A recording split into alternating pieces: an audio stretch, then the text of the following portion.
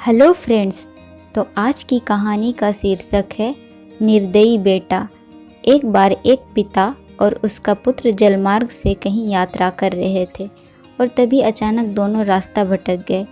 फिर उनकी नौका भी उन्हें ऐसी जगह ले गई जहां दो टापू आसपास थे और फिर वहां पहुंचकर उनकी नौका टूट गई। पिता ने पुत्र से कहा, अब लगता है हम दोनों का अंतिम समय आ गया है। दूर दूर तक कोई सहारा नहीं दिख रहा है।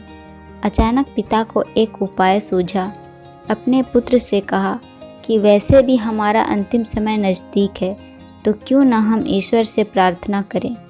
उन्होंने दोनों टापू को आपस में बांट लिया, एक पर पिता और एक पर पुत्र, और दोनों अलग अलग टापू पर ईश्वर की प्रार्थना करने लगे। पुत्र ने ईश्वर से कहा, हे भगवान, इस टापू पर पेड़ पौधे उग जाए जिसके फल फूल से हम अपनी भूख मिटा सकें। ईश्वर द्वारा प्रार्थना सुनी गई। तत्काल पेड़ पौधे उग गए और उसमें फल फूल भी आ गए। उसने कहा, ये तो चमत्कार हो गया।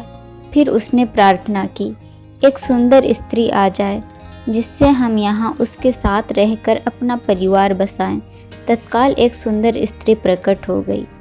अब उसने सोचा कि मेरी हर प्रार्थना सुनी जा रही है, तो क्यों न मैं ईश्वर से यहाँ से बाहर निकलने का रास्ता मांग लूँ। उसने ऐसा ही किया। उसने प्रार्थना की, एक नई नाव आ जाए जिसमें सवार होकर मैं यहाँ से बाहर निकल सकूँ। तत्काल नाव प्रकट हुई और पुत्र उसमें सवार होकर बाहर निकलने लगा। तभी एक आकाशवाणी हुई, बेटा तुम अकेले जा रहे हो, अपने पिता को साथ नहीं लोगे। पुत्र ने कहा, उनको छोड़ो, प्रार्थना तो उन्होंने भी की, लेकिन आपने उनकी एक भी नहीं सुनी। शायद उनका मन पवित्र नहीं है, तो उन्हें इसका फल भोगने दो ना। आकाशवाणी ने कहा, क्या तुम्हें पता है कि तुम्हारे पिता ने क्या प्रार्थना की। पुत्र बोला, नहीं।